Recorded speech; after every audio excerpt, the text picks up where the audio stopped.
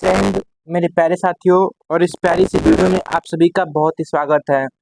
मेरे साथियों, हम लोग हिंदी का यहाँ पर 37 क्वेश्चन डिस्कशन कर रहे होंगे और सारे के सारे क्वेश्चन बहुत ही इंपॉर्टेंट हो रहे होंगे। मेरे साथियों, ये 37 के 37 question previous year plus recent में जो भी एग्जाम हुए हैं, यूपी पुलिस रेडियो ऑपरेटर या फिर 17-18 फरवरी को यहाँ पर यूपी पुलिस कांस्टेबल का एग्जाम हुआ है, या फिर 2019 में जो एग्जाम हुआ है, सारे जो भी एग्जाम हुए प्रीवियस ईयर में या फिर आपके कैसे क्वेश्चंस आ सकते हैं, सभी चीज को यहाँ पर हम लोगों ने बहुत ही मेहनत के साथ इस क्लास को बनाई है। और दोस्तों, आप लोगों को 37 में से देखना है कि आप कितने स्कोर कर रहे हैं। और साथ ही यदि आप लोग इस प्रैक्टिस सेट से जुड़ते हैं तो मैं वादा करता हूँ कि आप लोगों का 37/37 ही आएगा, इससे एक नंबर भी मुझे कम नहीं चाहिए। और साथियों, इसी के साथ माँ सरस्वती का हम आवाहन करते हैं और आप सभी के लिए एक बहुत ही अच्छा मोटिवेशन कोड है जो कि आप लोगों को ऊर्जावान बनाएगा। मेरे साथियों, उम्मीद और विश्वास का छोटा सा बीज खुशियों के विशाल फलों से बेहतर और शक्तिशाली है। कहने का मतलब, यदि आप लोग 2-3 साल से तैयारी कर रहे हैं और आप मेरे साथियों काफी हताश हो चुके हैं कि कितना तैयारी करें, तो साथियों आप लोग उम्मीद रखिए, विश्वास रखिए और यही विश्वास आपको कहीं ना कहीं एक सफलता की ओर ले जाएगा। और हम लोग बात को न बढ़ाते हुए अब बढ़ते हैं अपने पहले प्रश्न की तरफ। और हमारा पहला क्वेश्चन साथियों काफी महत्वपूर्ण होने वाला है। साहित्य में रस का क्या अर्थ है? रस आप लोग जानते हैं कि रस टोटल यहाँ पर 9 प्रकार के होते हैं। तो साहित्य में रस का क्या अर्थ होता है? क्या साहित्य की मिठास किसी रस का आनंद होता है, किसी फल का स्वाद होता है, या फिर साहित्य से मिलने वाली आनंद भूत होता है? तो मेरे प्यारे साथियों, इसका सही आंसर ऑप्शन नंबर डी होने वाला है। साहित्य से मिलने वाला जो आनंद होता है उसे ही हम यहाँ पर रस कहते हैं। मेरे साथियों, साहित्य में रस का अर्थ तो यही होता है, साहित्य से मिलने वाली यहाँ पर जो आनंद भूति होती है उसे ही यहाँ पर हम रस कह रहे होते हैं। आनंद हिंदी भाषा के काव्य को पढ़ने पर या सुनने में आनंद आता है, उसे ही हम यहाँ पर रस कहते हैं। दूसरा क्वेश्चन है, दोहा छंद में कितने चरण होते हैं? क्या 2 होते हैं, 6 होते हैं, 3 होते हैं, या फिर 4 होते हैं? तो साथियों, दोहा में टोटल यहाँ पर आप लोगों के 4 चरण हो जाते हैं। कितने? 4 चरण दोहा में टोटल यहाँ पर 4 चरण होते हैं। या दोस्तों आप लोग याद रखेंगे, 2 मतलब 2 का धोखा, मतलब 13 लाख देना था, यहाँ पर 11 लाख यहाँ पर दहेज में दिया गया, तो यहाँ पर 2 का धोखा हो गया। और इसका उल्टा ही मेरे साथियों यहाँ पर आप लोगों का सोरठा होता है। तो सोरठा आप लोग जानते ही हैं कि सोरठा में आप लोगों का यहाँ पर 13 11 13 यहाँ पर हो जाता है। तो ये इसका सही आंसर यहाँ पर ऑप्शन नंबर सी होने वाला है। हम लोग बढ़ते हैं अपने अगले प्रश्न की तरफ। मेरे साथियों, अगला प्रश्न है यहाँ पर, भाषा में शब्द और अर्थ की दृष्टि से सौंदर्य उत्पन्न करते हैं। मतलब भाषा शब्द और अर्थ से की दृष्टि से सौंदर्य उत्पन्न करते हैं, वो वो मतलब वस्तु क्या कहलाती है मेरे साथियों? क्या वो रस होता है, अलंकार होता है, गुण होता है, या फिर आप लोगों का छंद होता है? तो यहाँ पर सही आंसर क्या होने वाला है? ऑप्शन नंबर बी, यानी अलंकार यहाँ पर सही आंसर यहाँ पर आपका होने वाला है। क्योंकि साथियों आप लोग जानते हैं कि अलंकार किसी भी काव्य की यहाँ पर शोभा बढ़ाने का काम कर रहा होता है। बाकी दोस्तों, अलंकार के मुख्यतः यहाँ पर 3 भेद होते हैं। और वो 3 भेद कौन कौन से होते हैं? वो आपका एक तो हो जाता है शब्द अलंकार होता है, अर्थ अलंकार होता है, और आपका उभय अलंकार हो जाता है। मेरे साथियों, शब्दालंकार में शब्द के द्वारा कमाल होता है, अर्थालंकार में उसके अर्थ के द्वारा कमाल होता है, और उपयालंकार में दोनों के द्वारा ही कमाल यहाँ पर देखने को मिलता है। हम लोग बढ़ते हैं अपने अगले प्रश्न की तरफ। य र ल व किस प्रकार के व्यंजन है? मेरे साथियों, य र ल व क्या उष्म व्यंजन है, अंतस्थ है, स्पर्शी है, या फिर अयोग्यवा है? तो य र ल व आप जानते हैं कि ये अंतस्थ व्यंजन हो जाते हैं मेरे साथियों। क्या अंतस्थ व्यंजन यहाँ पर हो जाते हैं? बाकी यदि मैं उसमी की बात करता हूँ तो स स सह आपके उसमी व्यंजन हो जाते हैं। और आपके अयोग्यवा तो आप लोग जानते ही हैं कि 2 होते हैं, एक तो आप लोगों का अंगा होता है और एक आप लोगों का मेरे साथियों यहाँ पर अह हो जाता है। क्या? अह हो जाता है। तो इसे हम विसर्ग भी कहते हैं और इसे हम अंग बिंदु अनुस्वर कहते हैं। तो ये अयोग्यवा हो जाते हैं। हम लोग बढ़ते हैं अपने अगले प्रश्न की तरफ। और मेरे साथी अगला प्रश्न क्या होने वाला है? तो अगला प्रश्न है, निम्नलिखित में से कौन सा शब्द स्त्रीलिंग है? मैंने आप लोगों को पहले ही बताया था कि स्त्रीलिंग और पुल्लिंग की पहचान हम 2 तरीके से कर रहे होते हैं। एक तो विशेषण के प्रयोग से हम लोग करते हैं, या फिर संज्ञा के प्रयोग से, या फिर हम क्रिया के प्रयोग से करते हैं, या सर्वनाम के प्रयोग से। मेरे साथियों, हम लोग क्रिया में अच्छा अच्छी लगा के वाक्य प्रयोग करेंगे, इस प्रकार से हम देख रहे होंगे। जैसा कि ऑप्शन यहाँ पर है, आप लोगों के पास 4 ऑप्शन हो जाते हैं। कृपया है, मित्र है, कार्य है और त्योहार है। स्त्रीलिंग पूछा, कृपा करनी चाहिए, हमारे ऊपर भगवान ने कृपा की, तो कृपा ही की यहाँ पर यही स्त्रीलिंग होता है। बाकी मेरा मित्र अच्छा है, कार्य अच्छे से करो, त्योहार बीत गया, ये तीनों की तीनों यहाँ पर पुल्लिंग हो जाते हैं। किसी भी वाक्य में किसी भी शब्द को स्त्रीलिंग या पुल्लिंग पहचानने के लिए सबसे पहले आपको जो भी यहाँ पर शब्द दिए हों उससे एक वाक्य प्रयोग करना है, और उसमें विशेषण या क्रिया का प्रयोग करके देखना है कि वो वाक्य किस प्रकार से है। स्त्रीलिंग पुल्लिंग मात्र पहचानने का यही एक जरिया है। बाकी क्वेश्चन नंबर हम 6 की ओर बढ़ते हैं। क्वेश्चन नंबर 6 कहता है, वचन किसका बोध कराता है? वचन किसका बोध कराता है?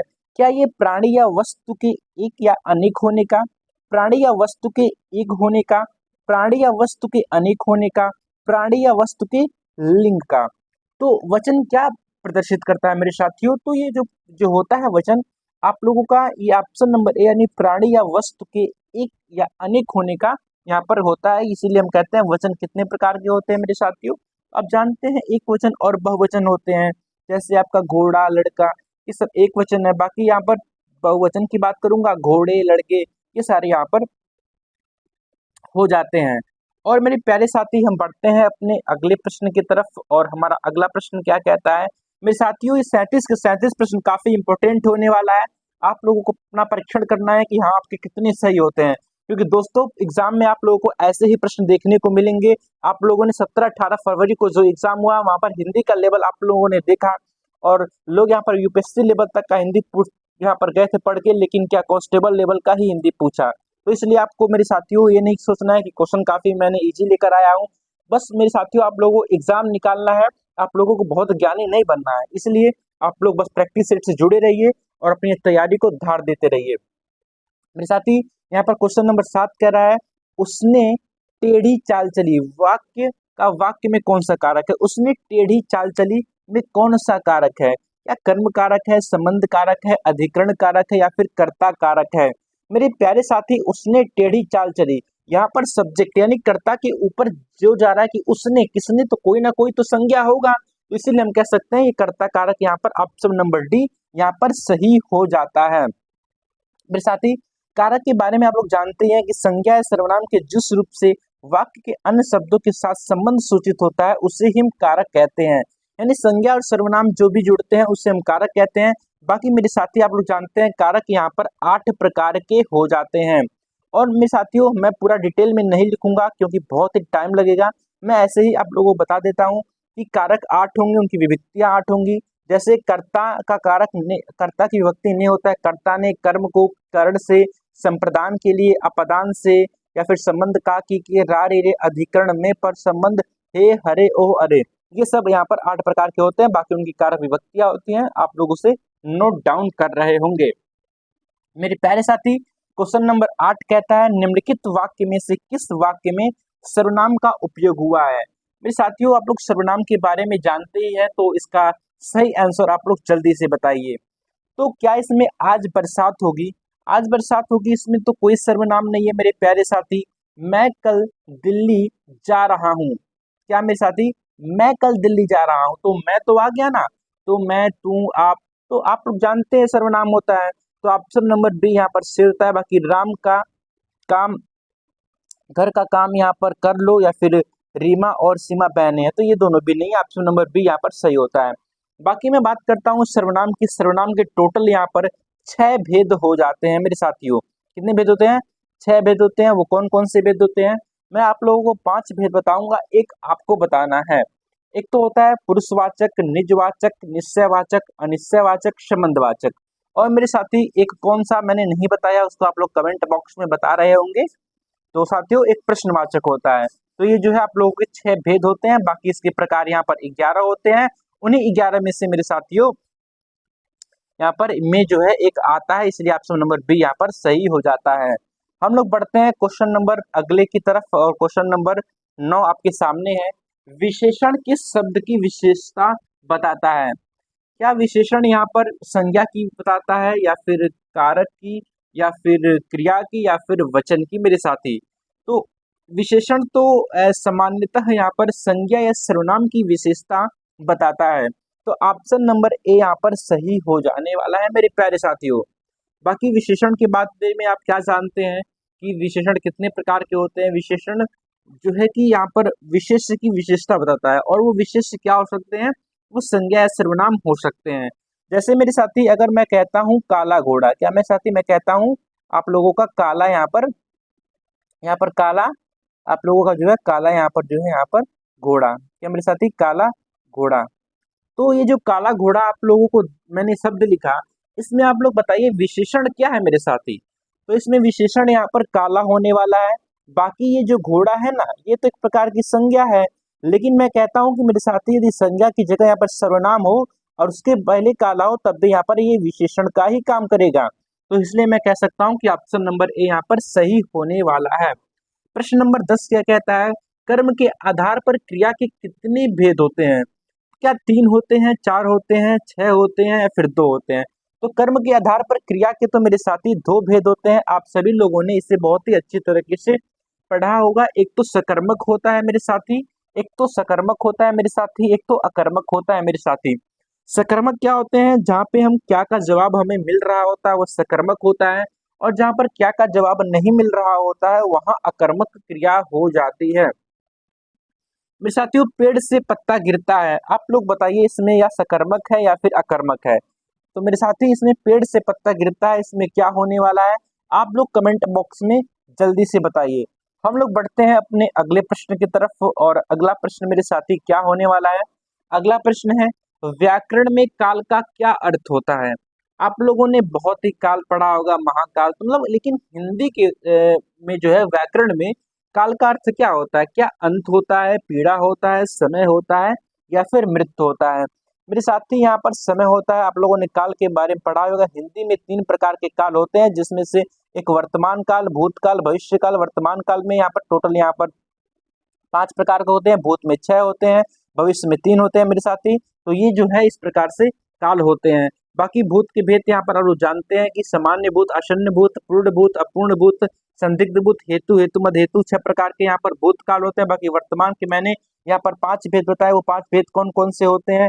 सामान्य वर्तमान होता है, पूर्ण वर्तमान होता है, तत्कालिक वर्तमान होता है, संदिग्ध वर्तमान होता है, संभाव्य वर्तमान होता है।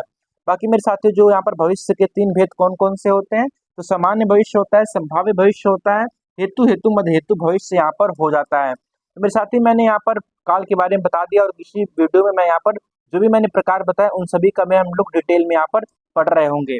बाकी क्वेश्चन नंबर 12 कहता है मेरे साथी कि यह जो है तले की चाबी है। क्या मेरे सिर यह तले की चाबी नहीं, हमारे टाइपिस्ट महोदय ने यहाँ पर गलत कर दिया है मेरे साथियों। ये तवे नहीं, यहाँ पर ताबा हो। क्या मेरे सिर आ की मात्रा यहाँ पर ये ताले की चाबी है। क्या मेरे साथी यह ताले की चाबी है, तवे की चाबी नहीं होती है, ताले की चाबी यहाँ पर हो जाती है। तो ये ताले की चाबी है रेखांकी अंश में, यानी कि जो ये यहाँ पर जो ताला है ताले की चाबी, तो ताले की में जो है यहाँ पर रेखांकी नीचे है, तो यह ताले की चाबी है रेखांकी शब्द में कौन सा कारक है? तो क्या संप्रदान है, अपादान है, कर्ण है या फिर आपका कर्ता है? तो ताले की आप लोगों ने मैंने पहले इसके बारे में अच्छे से आप लोगों को बताया, तो ऑप्शन नंबर ए यानी कि संप्रदान होने वाला है। संप्रदान क्यों होने वाला है मेरे साथी? संप्रदान के लिए, तो हम लोग ताले के लिए चाबी होगा की हटाएंगे, तो इसलिए जो है ऑप्शन नंबर ए यहाँ पर सही होने वाला है। हम लोग बढ़ते हैं अपने अगले बेहतरीन से प्रश्न की ओर और अगला प्रश्न मेरे साथियों क्या कहता है? निम्नलिखित में से कौन सा शब्द पुल्लिंग है?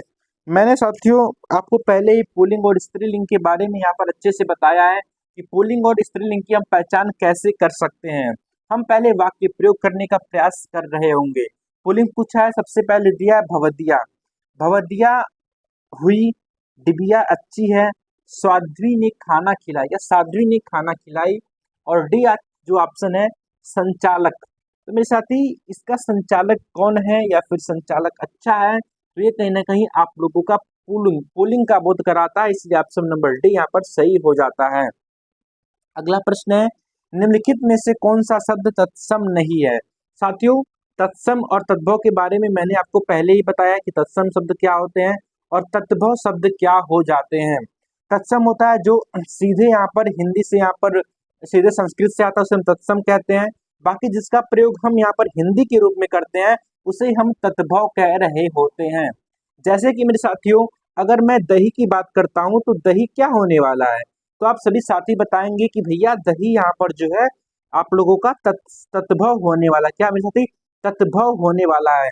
लेकिन मैं इसे ही मेरे साथियों में कहूँ, अगर मैं कहूँ मेरे साथी यहाँ पर दधी, तो दधी क्या होने वाला है, तो आप लोग कहेंगे दधी तो यहाँ पर तत्सम होने वाला है। तो यही बस हल्का सा डिफरेंट है मेरे साथी, आप लोग यहाँ पर तत्सम तत्व को आसानी से पहचान सकते हैं। यहाँ पर प्रश्न को अच्छे से पढ़ना है कि यहाँ पर नहीं दिया हुआ है। तो मेरे साथी आप लोग इसका आंसर जल्दी बताइए कि सही आंसर क्या होने वाला है। तो तत्सम कौन कौन सा है जानते हैं, शोक हो गया, पृथ्वी का चंद्र, ये तीनों के तीनों मेरे साथी तत्सम हो जाते हैं। बाकी मैं परख की बात करता हूँ, परख एक तद्भव शब्द है और परख का तत्सम मेरे साथी यहाँ पर क्या हो जाता है, यहाँ पर परीक्षा, क्या मेरे साथी यहाँ पर परीक्षा हो जाता है। बाकी ये जो तीन ऑप्शन है इन तीनों का आप लोग यहाँ पर तत्सम बताइए, चूंकि दिया हुआ है, लेकिन आपको तत्भव यहाँ पर बताना है। तो अग्नि का मेरे साथी क्या हो जाता है, तो अग्नि का आग हो जाता है। तो इस प्रकार से आप लोग समझ सकते हैं। चंद्र का क्या हो जाएगा, चंद्र का यहाँ पर चांद हो जाएगा। पृथ्वी का पृथ्वी हो जाता है और अग्नि का यहाँ पर आग हो जाता है। तो हम लोग बढ़ते हैं अपने अगले प्रश्न की तरफ। मेरे साथी अगला प्रश्न क्या होने वाला है, अगला प्रश्न काफी इंपॉर्टेंट होने वाला है। किस विकल्प में सभी शब्द तत्भव हैं। तो मेरे साथी मैंने पहले ही बताया कि तत्सम तद्भव क्या होते हैं। तो सभी के सभी सभी सभी के सभी से तद्भव किसमें है, आग, जीभ, घर हो गया, या फिर मेरे साथी पत्र, आप तरह समझ के समझ सकते हैं कि ये तो नहीं होने वाला है। यहाँ पर बरखा, रात, सत्य, सत्य का तो सत्य तो मेरे साथी यहाँ पर एक तत्सम है और सत्य का यहाँ पर तद्भव सच होता है। तो ऑप्शन नंबर सी भी गलत होने वाला है। ऑप्शन नंबर डी है उच्च और दुर्बल और पुष्प, तो ऑप्शन नंबर डी भी गलत ही होने वाला है क्योंकि दुर्बल नहीं हो रहा होता है। बाकी आग की बात करता हूँ, जीभ की बात करता हूँ, घर की बात करता हूँ, ये तीनों के तीनों यहाँ पर तत्भव हो जाते हैं। और आग का अग्नि, जीभ का जिया, घर का गृह, इस प्रकार से आप इसको समझ रहे होंगे। मेरे प्यारे, यहाँ पर अगला प्रश्न क्या है, दिए गए विकल्पों में से कौन सा विकल्प यहाँ पर दूध का प्रवाची नहीं है। मेरे साथी दूध का प्रवाची कौन सा यहाँ पर नहीं होने वाला है। दूध का तो दुग्ध प्रवाची मेरे साथी होगा ही, आप सभी लोग इसको बहुत ही अच्छे तरीके से जान रहे होते हैं। बाकी पै मतलब भी होता है, गौरस माने भी हो रहा होता है। लेकिन ऑप्शन नंबर जो डी है अमी, अमी का मतलब मेरे साथी क्या होता है, अमी का मतलब यहाँ पर अमृत हो रहा होता है। बाकी अमृत की बात करता हूँ तो पीयूष, सुधा, जीवनोदक इत्यादि इसके यहाँ पर प्रवाची हो जाते हैं। मेरे साथी हम लोग बढ़ते हैं अपने अगले बेहतरीन से प्रश्न की तरफ। और अगला प्रश्न है, सापेक्ष का सही विलोम होगा। सापेक्ष का विलोम क्या होगा, तो सापेक्ष का विलोम यहाँ पर निरपेक्ष होने वाला है, जो कि काफी बेहतरीन क्वेश्चन हो जाता है मेरे साथी। बाकी आप लोग बताएंगे यहाँ पर अस्पष्ट का क्या होगा, प्रतिपक्ष या फिर परोध का प्रवाची यहाँ विलोम यहाँ पर क्या होने वाला है मेरे साथियों। बाकी मैं बात करता हूँ तो इसका सापेक्ष का निरपेक्ष हो ही गया है। और अर्थ का आप बताइए, अर्थ का विलोम क्या होने वाला है, जो कि इंपोर्टेंट है, एसएससी जीडी में बार बार पूछा गया प्रश्न है। तो अर्थ का यहाँ पर शुरुआत होता है, अर्थ का यहाँ पर इति हो जाएगा। क्वेश्चन नंबर 18 क्या कहता है, सूर्योदय में कौन सा संधि है। तो सूर्य धन उदय की बात करते हैं तो यहाँ पर सूर्योदय यहाँ पर गुण स्वर संधि है। तो ऑप्शन नंबर ए सही है। आप लोग जानते हैं कि स्वर संधि का ही एक उदाहरण गुण स्वर संधि है। स्वर संधि टोटल 5 प्रकार के होते हैं, जिसमें से यहाँ पर एक गुण स्वर संधि यहाँ पर होने वाला है। बाकी सूर्योदय का संधि विच्छेद यहाँ पर मेरे साथी यहाँ पर सूर्य धन उदय हो जाता है। ओके, तो ऑप्शन नंबर ए यहाँ पर सही होने वाला है। हम लोग बढ़ते हैं अपने अगले प्रश्न की तरफ। और हमारा अगला प्रश्न मेरे साथी क्या कहता है, तो अगला प्रश्न भी काफी बेहतरीन होने वाला है मेरे साथियों। प्रश्न नंबर 19 क्या कहता है, प्रश्न नंबर 19 ये कह रहा है कि रंगीला शब्द में किस प्रत्यय का प्रयोग हुआ है। तो रंगीला में कौन सा प्रत्यय, प्रत्यय आप लोग जानते हैं पीछे से लगता है और किसी भी शब्द के, और उपसर्ग यहाँ पर किसी भी शब्द के आगे लगता है, लेकिन सभी शब्द जरूरी नहीं है कि प्रत्यय और उपसर्ग ही हो। तो लेकिन रंगीला में प्रत्यय है, तो रंगीला में यहाँ पर इला प्रत्यय होने वाला है। ऑप्शन नंबर डी बहुत ही बेहतरीन तरीके से सही होने वाला है। और प्यारो बात करते हैं क्वेश्चन नंबर 20 की। सम उपसर्ग से बना शब्द कौन सा है। मैंने यहाँ पर हर टॉपिक से क्वेश्चंस लिए हैं। आप लोग क्वेश्चन का मेरे साथियों लेवल देख सकते हैं और एग्जाम बेस्ड यहाँ पर लेवल होने वाला है। कोई भी दोस्तों यहाँ पर इररिलेवेंट चीजें नहीं है कि हाँ आप लोग यूपी पुलिस कांस्टेबल की तैयारी कर रहे हैं तो मैं यूपीएससी का यहाँ पर हिंदी लाके पढ़ाने लगूँ, ऐसा कुछ नहीं है। जिस लेवल का आपका एग्जाम है उसी लेवल का यहाँ पर क्वेश्चन भी आपको यहाँ पर देखने को मिलेगा। और मेरे साथी मैं दावा के साथ कह सकता हूँ कि आप लोग कहीं यूट्यूब पे क्लासेस करिए लेकिन क्वेश्चन आपको इसी लेवल का और यहीं से ही देखने को मिलेगा। ये बात आप लोग एग्जाम सेंटर से बाहर निकलेंगे तब आपको समझ में आ रहा होगा। तो क्वेश्चन नंबर 20, सम उपसर्ग में कौन सा यहाँ पर सम में उपसर्ग किस शब्द से बना है। तो ऑप्शन नंबर यहाँ पर कौन सा सही होने वाला है, तो ऑप्शन नंबर ए यानी संयोग।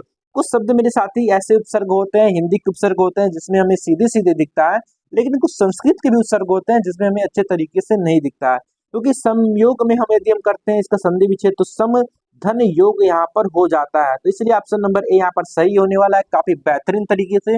और हम लोग बढ़ते हैं अपने अगले प्रश्न की तरफ। और मेरे प्यारो अगला प्रश्न यहाँ पर क्या होने वाला है, अगला प्रश्न भी काफी बेहतरीन है मेरे साथियों। ये जो क्वेश्चन है ये यूपी पुलिस कांस्टेबल जो 49,500 वाले में ये प्रश्न पूछा गया है और काफी महत्वपूर्ण यहाँ पर प्रश्न होने वाला है। और ऐसे प्रश्न संभावना है कि आपके भी एग्जाम जो एग्जाम होने वाला है पूछा जाए। मेरे साथी चीर और चीर के अर्थ में सही विकल्प का चयन कीजिए। कुछ ऐसे शब्द होते हैं जो पढ़ने में एक जैसे होते हैं लेकिन उनके अर्थ यहाँ पर भिन्न भिन्न हो रहे होते हैं। तो इसमें एक चीर का मतलब क्या होता है, एक चीर का मतलब पुराना होता है, एक चीर का मतलब यहाँ पर वस्त्र होता है। नहीं हमने पढ़ा था कि हाँ चीर हरण, तो वो चीर हरण वाला जो है ये चीर है। बाकी ये चीर काल, ये चीर जो है पुराना वाला है, तो ये चीर काल वाला हो गया, ये चीर हरण वाला हो गया। तो आशा करता हूँ मेरे दोस्तों आप लोगों ने अच्छे से इस चीज को समझा होगा। हम बढ़ते हैं अपने अगले प्रश्न की तरफ। अगला प्रश्न कहता है अपराध बोध से होने वाली ग्लानि वाक्यांश के लिए एक शब्द लिखिए। वाक्यांश के लिए एक शब्द मेरे साथी एसएसजीडी आप लोग उठा के देख लीजिए। लगातार 3 वर्षों से यहाँ पर अनेक यहाँ पर वाक्यांश के लिए एक शब्द से प्रश्न बार बार पूछे गए हैं और आपके भी एग्जाम में यहाँ पर पूछे जा सकते हैं, जो कि 2025 में यहाँ पर एग्जाम होने वाला है 2024 के थ्रू एसएसजीडी का। तो इसका सही आंसर क्या होगा, क्या लज्जा होगा, निंदा होगा, आत्मग्लानि होगा या फिर पश्चाताप हो जाएगा। तो मेरे साथी आप लोग सभी जानते हैं यदि अपराध आपने किया है तो आपको ग्लानि होगी, तो आप यहाँ पर पश्चाताप करने की यहाँ पर काम कर रहे होंगे। तो ऑप्शन नंबर डी यहाँ पर सही होने वाला है। अब प्यारो हम लोग बढ़ते हैं अपने अगले प्रश्न की तरफ। दोस्तों अगला प्रश्न है यहाँ पर अंक शब्दों के अनिकार्ती शब्द समूह का चयन कीजिए। जो अंक शब्द है इसके कौन कौन से अनिकार्ती इन चारों ऑप्शंस में होने वाले हैं, आप लोगों को इसको यहाँ पर बताना है। तो ऑप्शन नंबर ए, क्या अंग गोदी हिस्सा होने वाला है, या फिर गोद संख्या अध्याय होने वाला है, या फिर संख्या यहाँ पर भाग टुकड़ा होने वाला है, फिर अध्याय समय अवस्था होने वाला है। तो मेरे प्यारो यहाँ पर जैसा कि अंग शब्द का अनिकार्थी यहाँ पर आप लोगों का गोद संख्या और अध्याय होने वाला है, जो कि ऑप्शन नंबर बी सही है। आप लोग इसको रट रहे होंगे मेरे साथी। अगला प्रश्न है यहाँ पर, अगला प्रश्न भी काफी बेहतरीन है और एसएससीजीडी के हर एक शिफ्ट में पूछा जाने वाला क्वेश्चन है। वाक्य शुद्धि से काफी बेहतरीन क्वेश्चन होने वाला है मेरे साथी। उसका यहाँ पर शिमला जाना है, उसने शिमला जाना है, उससे शिमला जाना है, उसे शिमला जाना है। तो आप लोग हिंदी भाषी क्षेत्र से हैं और हिंदी तो आप लोगों ने शुरू से ही पढ़ते आ रहे हैं, तो आप लोग आशा करता हूँ ये क्वेश्चन आप लोगों ने सही ही किया होगा। तो उसे यहाँ पर शिमला जाना है, शिमला क्यों जाना है, तो घूमने के लिए यहाँ पर जाना है उसे शिमला। हम लोग बढ़ते हैं अपने अगले बेहतरीन से प्रश्न की तरफ और अगला प्रश्न है यहाँ पर सज्जन शब्द में समास कौन सा है। तो समास के बारे में आप लोगों ने पढ़ा ही होगा कि मुख्यतः समास के 4 भेद होते हैं। कौन कौन से समास होते हैं आप लोगों के, तत्पुरुष हो गया, कर्मधारय हो गया, द्वंद्व हो गया, द्विगु हो गया, तो इस प्रकार से होते हैं, बहुब्रीहि हो गया। तो मेरे साथी इससे यहाँ पर टोटल 4 और मैं पूरे भेद की बात करूं तो 6 यहाँ पर इस प्रकार के समास हो रहे होते हैं। तो सज्जन में कौन सा समास होने वाला है, तो सज्जन में अगर मैं बात करता हूं तो सज्जन की मैं बात करता हूं, सज्जन शब्द एक कर्मधारय समास ही होने वाला है। क्योंकि यहाँ पर विशेष्य और विशेषण की बात करता हूँ, जो विशेष्य की विशेषता बताए तो सज्जन, तो जो आदमी अच्छा हो, इसीलिए यहाँ पर ऑप्शन नंबर ए यहाँ पर कर्मधारय समास होने वाला है। जैसे कि महाकवि का भी विग्रह करते हैं, महान कवि होता है, तो कवि कैसा है, महान है, इसीलिए तो हम लोग कह रहे हैं कि महाकवि में भी यहाँ पर जो है कि कर्मधारय होता है, वैसे ही सज्जन, सतधन जन, यानी जो जन बहुत ही अच्छा हो, यानी जन मतलब मनुष्य, मनुष्य की विशेषता यानी सज्जन यानी अच्छा है। तो इस प्रकार से ऑप्शन नंबर ए यहाँ पर सही होने वाला है। बाकी तत्पुरुष नहीं होगा, द्वंद्व नहीं होगा, द्विगु नहीं होगा, क्योंकि द्वंद्व द्विगु जानते हैं आप लोग मेरे से गिनती कर रहे होंगे, द्वंद्व माता पिता बोल रहे होंगे, तत्पुरुष तो आप लोग जानते हैं कारक के जो भेद होते हैं वही यहाँ पर तत्पुरुष में भी देखने को मिल रहे होते हैं। मेरे साथियों अगला बेहतरीन सा क्वेश्चन है, वाच्य के कितने भेद होते हैं। तो वाच्य के बारे में आप लोगों ने पढ़ा ही होगा कि वाच्य यहाँ पर टोटल 3 प्रकार के हो रहे होते हैं, और वाच्य से मेरे साथी प्रश्न पूछे जाते हैं। कौन कौन से वाच्य 3 होते हैं? एक तो आपका कृतर वाच्य होता है मेरे साथी, क्या होता है यहाँ पर कृतर, क्या मेरे साथी यहाँ पर कृतर वाच्य होता है, क्या मेरे साथी कृतर वाच्य आपका हो जाता है। बाकी आपका यहाँ पर कर्म वाच्य हो जाता है मेरे साथी, कर्म वाच्य होता है। बाकी आपका भाव वाच्य रहता है। तो मैं बात करता हूँ कृतवाच्य का, इसमें जो है कर्ता की प्रधानता होती है। उदाहरण की मैं बात करता हूँ, उसने पुस्तक पढ़ी, तो उसने पुस्तक पढ़ी तो मेरे साथी यहाँ पर कृतवाच्य हो जाएगा। बाकी कर्मवाच्य होता है, जो कि इसमें कर्म की प्रधानता हो जाएगी, जैसे उसने यहाँ पर पुस्तक यहाँ पर पढ़ी जाती है। बाकी भाववाच्य में हम भाव की प्रधानता की बात करेंगे, इससे बैठा नहीं जाता, इस प्रकार से होते हैं मेरे साथियों। मैं यहाँ पर अच्छे तरीके से नहीं लिख रहा क्योंकि टाइम अधिक लग रहा होगा। बाकी मैं चीजों को समझा रहा हूँ, आशा करता हूँ आप लोगों को अच्छे से समझ में आ ही रहा होगा। मेरे प्यारो, हम लोग बढ़ते हैं अपने अगले प्रश्न की तरफ, और अगला प्रश्न क्या होने वाला है, वह दिन भर पढ़ता रहता है, रेखांकित शब्द में अव्यय कौन सा है।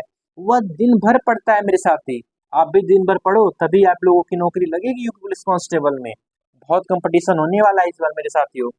तो यहाँ पर वह दिन भर यहाँ पर पढ़ता है, तो कौन सा अव्यय होने वाला। अव्यय आप लोग जानते हैं, अव्यय ऐसा शब्द होता है जिसमें यहाँ पर लिंग वचन या फिर कालक के अनुसार कोई परिवर्तन नहीं हो पाता है। बाकी यह एक अविकारी में भी देखने को मिलता है। तो वह दिन भर यहाँ पर पढ़ता है, क्या यह परिणामवाची है, निपात है, समुच्चय बोधक है, या फिर आप लोगों का यहाँ पर प्रश्नवाचक होने वाला है। तो मेरे साथी यहाँ पर दिन भर पढ़ता है तो यहाँ पर निपात है, क्योंकि जब कुछ ऐसे भी शब्द होते हैं जहाँ पर जिसकी आवश्यकता नहीं होती है फिर भी उसका प्रयोग किया जाता है, जैसे कि वह दिन भर लगाने की क्या आवश्यकता है, लोग बोल देते हैं वह दिन यहाँ पर पूरा पढ़ता है, वो पूरा दिन पढ़ता है, भर लगाने की क्या आवश्यकता है। तो इसलिए यहाँ पर निपात होने वाला है मेरे साथियों। हम लोग बढ़ते हैं अपने क्वेश्चन नंबर 28 की तरफ। तो पूछ रहा है कि जो कोष्टक में दिया गया ये विराम चिन्ह का यहाँ पर क्या नाम होने वाला है। तो इसका क्या नाम है, आप सबकी बता रहे होंगे, क्या ये प्रश्नवाचक है, अल्प विराम है, या फिर पूर्ण विराम है, या फिर विस्मय बोधक होने वाला है।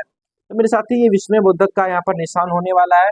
बाकी आप लोग बताएंगे पूर्ण विराम, ये जो चिन्ह होता है मेरे साथी, ये आपका पूर्ण विराम का चिन्ह होता है। बाकी ये जो होता है अल्प विराम का चिन्ह होता है मेरे साथी, हल्का सम कर लेंगे, अल्प विराम हो रहा होगा। बाकी ये योजक चिन्ह हो रहा होगा मेरे साथियों। और ये आप लोग जानते हैं प्रश्नवाचक का चिन्ह जो है ये हो जाता है। बाकी उद्धरण ये जो है डबल डॉट कामा में हम किसी चीज को रख रहे होते हैं तो वो उद्धरण हो रहा होता है। तो आप लोगों ने इसे अच्छे से समझी रहा होगा।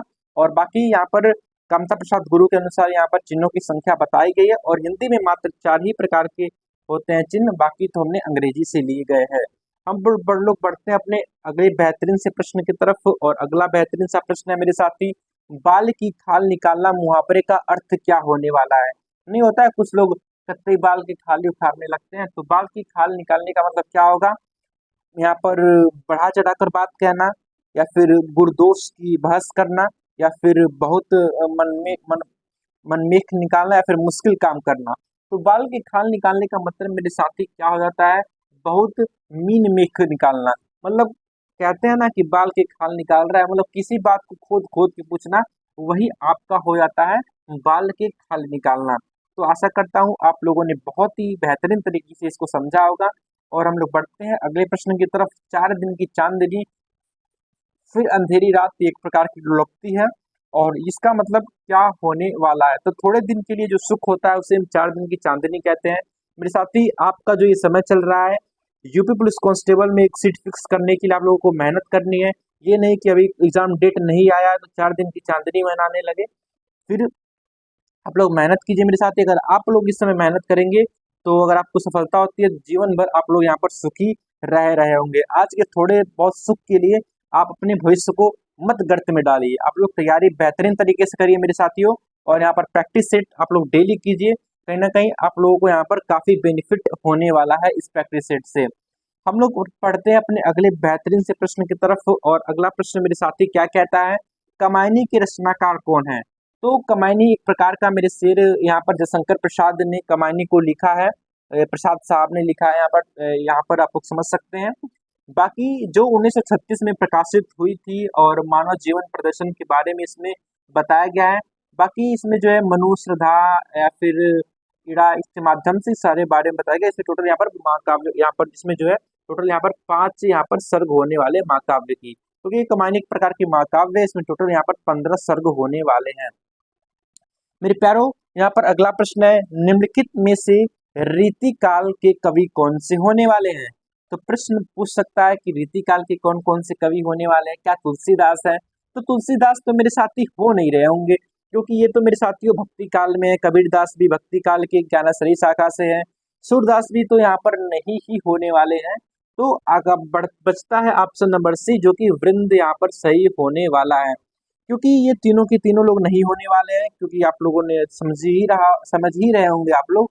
तो वृंद यहाँ पर होने वाले हैं। बाकी इन कवियों की बात करता हूँ 1943 से 1773 तक की यहाँ पर बात कर रहे होंगे।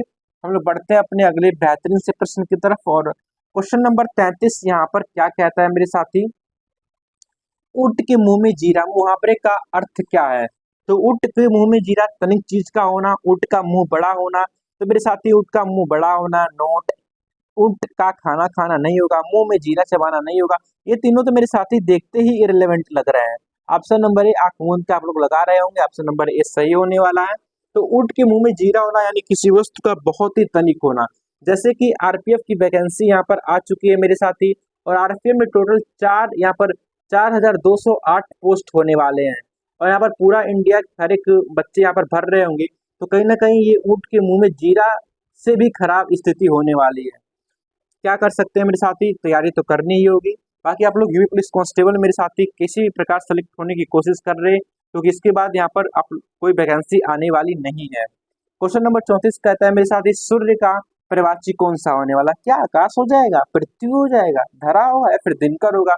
तो मेरे साथी सूर्य का यहाँ पर दिनकर हो जाएगा। दिनकर, भानुकर, भानुजा, ये सारे यहाँ पर हो जाते हैं सूर्य के परिवाची। इंपॉर्टेंट क्वेश्चन है, आप लोग इसको नोट डाउन कर रहे होंगे। और हम बढ़ते हैं अपने अगले बेहतरीन से प्रश्न की तरफ, और अगला प्रश्न मेरे साथी क्या कहता है। तो अगला प्रश्न आपके सामने है मेरे साथियों, करुण रस का अस्थाई भाव क्या होने वाला है। मेरे प्यारों, रसों की बात करता हूँ तो रस यहाँ पर टोटल यहाँ पर 9 प्रकार के होते हैं। पेपर में आपको इतना ही बताना है। बाकी रस में यदि हम देखते हैं, अस्थाई भाव 9 प्रकार के होते हैं। बाकी यहाँ पर 4 रस के भेद देख रहे होते हैं, जिसमें हम लोग देखेंगे अस्थाई भाव की संख्या 9 होती है, बाकी संचारी भाव की संख्या यहाँ पर 33 होती है। तो इस प्रकार से आप लोग समझ सकते हैं। और जो संचारी भाव होता है वो काफी कम समय के लिए ही यहाँ पर काव्य में बना रहता है, बाकी स्थायी भाव शुरू से लेकर अंत तक बना रहता है। तो उत्साह बात करते हैं, तो उत्साह तो करुण यहाँ पर आप लोगों का वीर रस होने वाला है, और रति तो श्रृंगार का होता है यहाँ पर। तो कौन सा सही है, शोक यहाँ पर ऑप्शन नंबर डी यहाँ पर सही होने वाला है काफी बेहतरीन तरीके से। तो करुण रस का स्थायी यहाँ पर शोक हो जाता है। बाकी मेरे साथियों, हम लोग बढ़ते हैं अपने अगले बेहतरीन से प्रश्न की तरफ। हिंदी वर्णमाला में स्वरों की कुल संख्या कितनी है। तो स्वरों की कुल संख्या यहाँ पर हिंदी वर्णमाला में कितनी होने वाली है, आप लोग बताएंगे। तो हिंदी वर्णमाला में स्वर यहाँ पर टोटल 11 होते हैं। और मेरे साथी में बात करता हूँ, यदि मौखिक आधार पर यदि पूछता है तो यहाँ पर 10 ही प्रकार के होते हैं, बाकी लिखित आधार पर यहाँ पर 11 हो जाते हैं। लेकिन इसमें कुछ नहीं दिया है, तो अभी हम यहाँ पर 11 लगा रहे होंगे। तो ऑप्शन नंबर बी यहाँ पर सही होने वाला है काफी बेहतरीन तरीके से। और हम बात करेंगे अपने अगले प्रश्न की तरफ, और हमारा अगला प्रश्न कहता है, यामा रचना पर ज्ञानपीठ पुरस्कार किस कवि को मिला था। तो हमारी महादेवी वर्मा को यामा के लिए ज्ञानपीठ पुरस्कार मिल चुका है मेरे साथी। ज्ञानपीठ पुरस्कार काफी महत्वपूर्ण है। यहाँ पर रेडियो ऑपरेटर का एग्जाम उठा के देख लीजिए, ज्ञानपीठ पुरस्कार से मेरे सिर भर भर के प्रश्न पूछे गए हैं।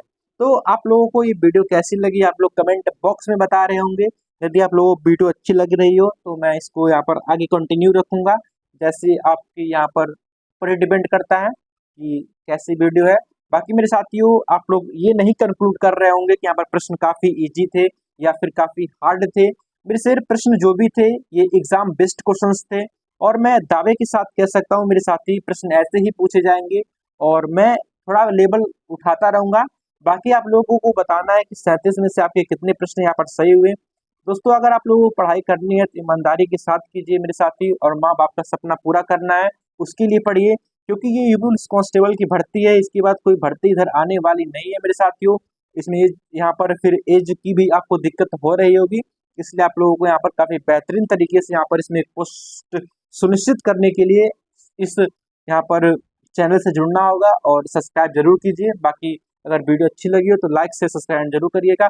जय हिंद फ्रेंड्स।